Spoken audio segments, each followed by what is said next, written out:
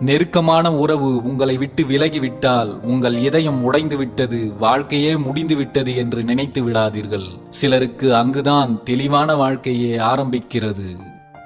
நமக்கானது எதுவும் நம்மை விட்டு ஒருபோதும் பிரிந்து செல்வதில்லை. நம்மை விட்டு பிரிந்து சென்றால் அது நமக்கானது இல்லை என்பதை புரிந்து கொள்ளுங்கள். நீ யாருக்காக உருகி உருகி வாழ்கிறாயோ அவர்கள்தான் சில சமயங்களில் உன்னை வேறு யாரோ ஒருவருக்காக உதாசீனம் செய்து விடுகிறார்கள். இரக்க மனம் கொண்டவர்களை கூட இரும்பாக்கி பார்க்கிறது சிலரின் சுயநலமான சிந்தனைகளும் நடத்தைகளும்.